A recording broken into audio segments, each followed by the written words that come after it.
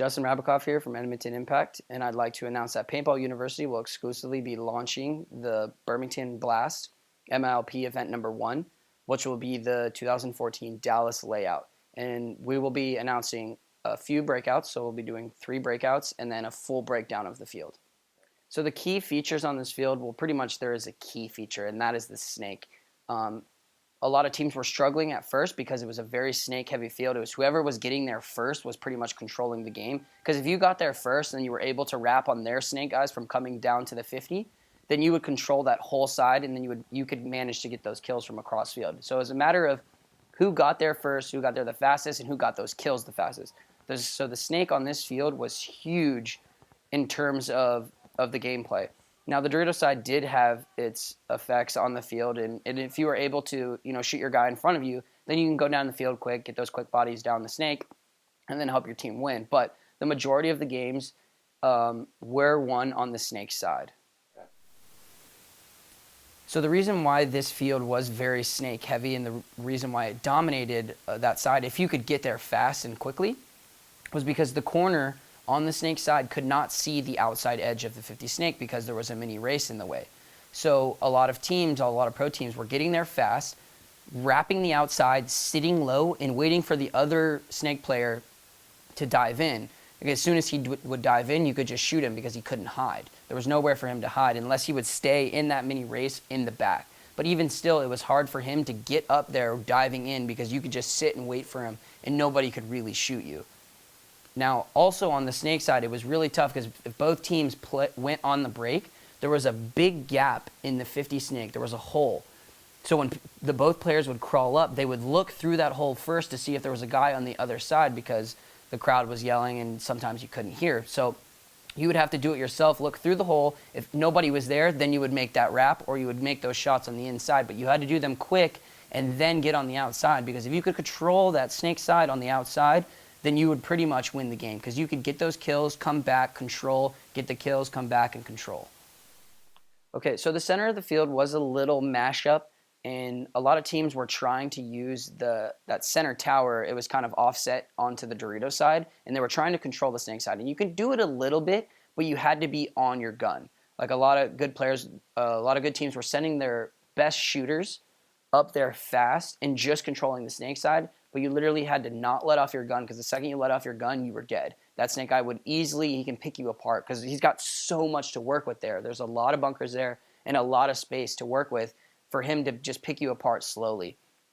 So it was a little like it would work and then it wouldn't work at the middle. You don't really want to go to the X on this field because it's very high risk, high reward. You can go there, maybe get those quick kills if you're lucky, but if you're not, then you're pretty much dead and you're going to cause your team to lose the game. Now, for the Dorito side, it did play a little quick depending on how it went on your side of the field. So if you were able to get those quick kills, maybe a kill on the break on the Dorito side, then sure, you could run down that side and make it quick.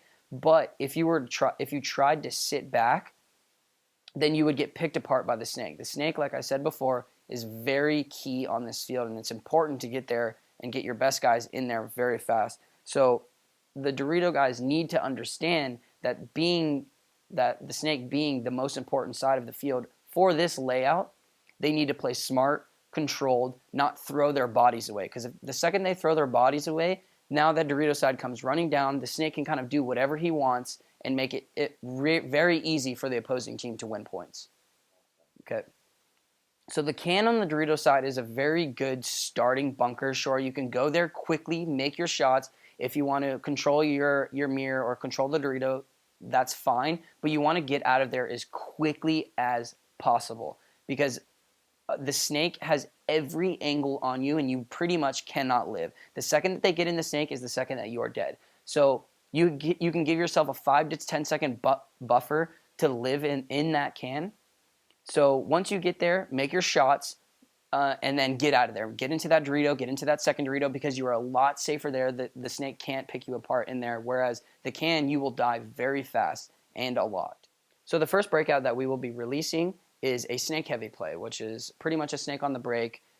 It's an aggressive snake play to get your guys in the snake fast and give you an opportunity to shoot the Dorito guys and win the game on the snake side. So what that means is putting 3 guys on that side and stacking that side. So the first guy will be running to the corner, and he wants to be running and gunning the whole time. The reason why he wants to be running and gunning the whole way is because your second guy will be running to the snake on the break with his gun down. So he wants that extra paint in the air from his back player to kind of scare those middle guys and make sure that he can get into the snake easily and safely.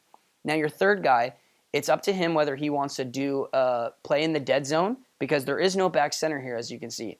So there's a dead zone here, and you can shoot the snake on the break, but it's a very high risk, high reward play. So you can sit in the dead zone, or you can go slowly to that Aztec, which we call the god, on the snake side. And then your fourth guy can either go to play the pin quick, then go to the can. But as I said before, you want to get out of that can quickly because it is a death spot. It is a trap, and you do not want to stay there. Now your final guy, you want to pretty much play more defensively on the Dorito side. You want to live. Your Dorito guys, their job is to just live, because you know that your snake guys are going to get the job done. So you're going to be going to the can, and then you're going to be going to the corner. So the final guy will be going to the corner, and we want him running and gunning the entire way.